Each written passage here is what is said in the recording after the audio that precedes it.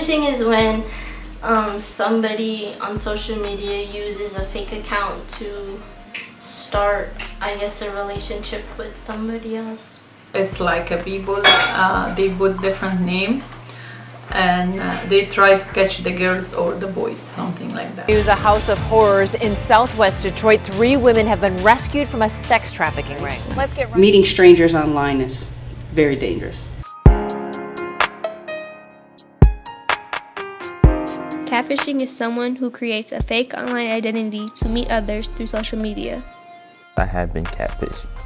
I think I was in 10th grade, and it was this girl that I was following on Twitter and Instagram. And she was portraying to be someone that she isn't, and she didn't look like how she looked on social media.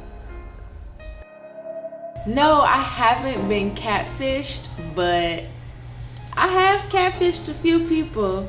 It's fun sometimes. Catfishing in and of itself is not necessarily a chargeable crime, okay? It's just a poor choice, and that's why we need to make sure that we're being very careful with who we are meeting online. Who is that? I just tried to hang up on him. Can we get rid of this person? I don't know. No, of course I didn't think about their feelings because I only thought about me and the fun of me doing this and messing with them. And I mean, it wasn't a big deal to me, so why would it? You know, I didn't think like that. I'm a child. I don't think that way.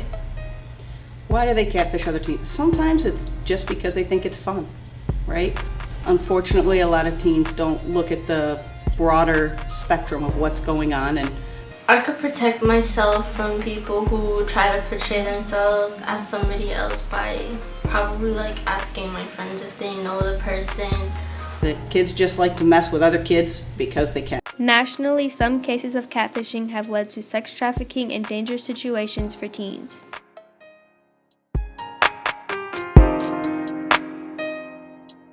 Out and attempting to rescue these juveniles that in most cases are being prostituted by pimps. Police say it's a growing problem. More and more juveniles being forced, tricked, and threatened into sex trafficking.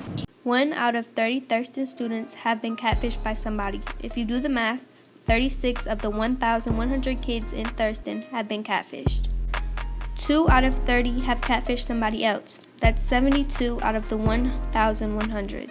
Social media websites give traffickers an easy way to get to know underage girls. Investigators tell me the bad guys are befriending girls online, pretending to be the perfect boyfriend. This is very bad thing for the kids. They put them in big trouble. Not so much catfishing, but kids can in fact meet older people online who are the person they say they are, but may still be getting fooled and may still be making poor choices.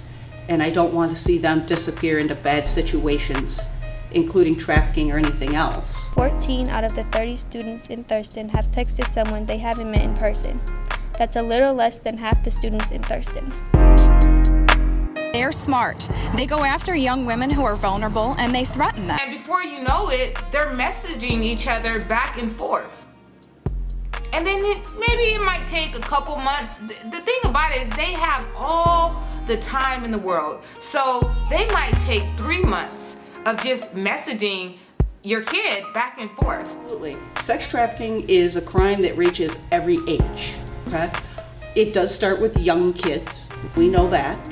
But to be fair, the ages where people most get involved in sex trafficking are about 12 to 14 years old. And we started talking earlier about how the boy, the groomer, starts making the girls fall in love with them. And if you think back to when you were 12 to 14, you were probably a little less confidence in yourself. And you just wanted that some person to make you feel important and cool, and how awesome is it that this older boy loves them? And they fall into it. And then what happens is once they get into that life, it is very difficult for those victims to get out of that life. So a lot of times they're stuck in it until they're much, much older.